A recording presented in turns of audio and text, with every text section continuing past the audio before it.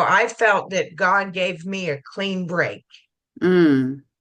Hmm. from that lifestyle and that world, but I was in it long enough to gain an understanding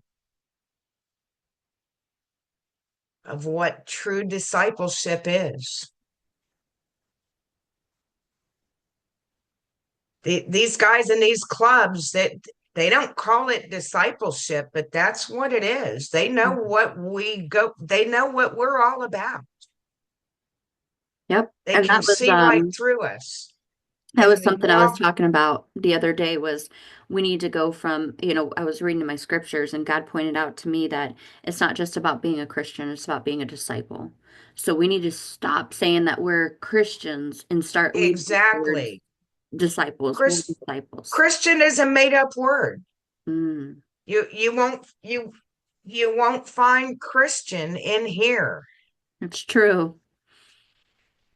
And I get it that you're trying to be Christ-like and you're trying to identify the people that are followers of Christ. And you said it right there, it's about being a disciple. When we are called to discipleship. Yes. There's so much more in that calling. So my husband Mike and I spend several years in motorcycle ministry, and he feels that our season is over and we lay down our ministry patches and we go back to the world. Wow. I joined I joined a women's motorcycle club, learned how to drive a motorcycle. All I knew how to do up until this point was hang on. May I Now, ask it what now how old were you at the time? that we stopped the ministry, Mm-hmm. oh, I would probably say early 40s. Okay. Because you said you left the church about 20, right? And then you went on I this left path. I left I left the church in my 20s. Okay. Um and I didn't meet Mike until I was in my 30s. Okay, so about 10 years with And the we okay. spent about the first 10 years doing ministry work here, there, or somewhere. Okay. So you get involved with the ladies group and you learn how to ride. Yeah, What's I your first did. bike?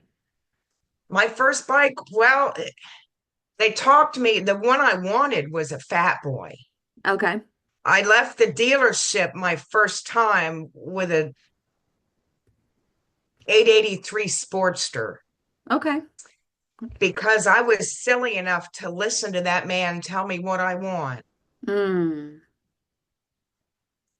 Yeah, I rode that Sportster up to Tennessee and back, and then I went and got that Fat Boy. Good for you. So you're back in the world, you're with these ladies, and what does that look like for you? That was interesting. I had felt that my calling had always been to women in the motorcycle culture. And I served as chaplain for Leather and Lace Motorcycle Club out of Incredible. Florida. They have chapters all over the United States. Well, they're international. Um, but I found out that, a secular club wasn't what I needed and what I was after because I didn't care about your patch. It wasn't about the patch to me because God put me, a chaplain, that wanted to minister to women in the motorcycle culture right in the middle of a women's motorcycle club. How cool is that? That's God. Yep. And and and my ministry progressed even when the motorcycle club didn't work out. My ministry progressed.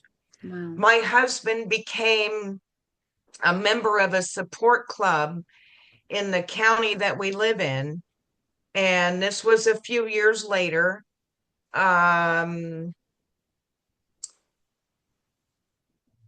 and this club supported a 1% club in this area. Mm, and they shared a clubhouse. mm. I ended up preaching at that clubhouse every Sunday. Hmm. Imagine that. It's funny how God will take you and he'll put you into positions. Like he was preparing you for these things, but of course, whenever you were 20, you had no idea, where I you were had going. no idea in my 40s. Yeah. I had no idea in my 50s, Mm. because at the height of my ministry, my marriage fell apart. Oh, wow.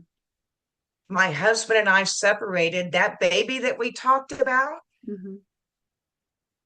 was 20 years old. Wow. That baby decided one night that he was going to take his life.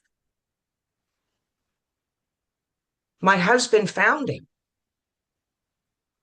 Wow. I'm so sorry. 4 months later, my daddy fell and hit his head and died. 4 months after that, my husband took his life. Oh. I ran from God. I tucked tail and ran. If this is what full on ministry is, God, I don't want it. Mm. You just I gave me I can't chills. I can't handle people around me dying. And it took 8 years. I told everybody I'm retired and I'm not doing any weddings. I'm not doing any funerals. I'm tired of it, because it was more funerals for young kids. Mm. One boy, I did a funeral, he died of a fentanyl overdose. And right before the service started, stepdaddy come up to me, knows who I am, knows what both my son and my husband did. We don't know if it was intentionally committed suicide or not. Dude, why are you telling me this right here, right now? The enemy will not stop. I am still here today because God held me Mm. at my darkest moment. I never asked God why. It wouldn't do me any good. Yes, I knew both of them had the potential. I can't say the thought never crossed my mind with either one of them. And it is a terrible loss. And it teaches me that even though the enemy is right here in my face saying, you wanted this. You wanted to be separated. You wanted this. You wanted to be alone. No, I did not. Mm. I wanted the craziness to stop.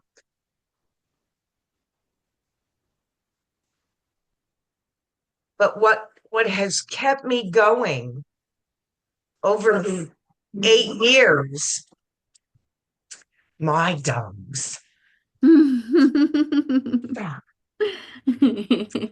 What has kept me going over the past 8 years, that this thing me, it'll be years that my husband died. And, it's already been 8 years that my son died. Nothing lessens the pain. It's going to continue because every day I'm living my life without them. Right. But I'm still here. Mm.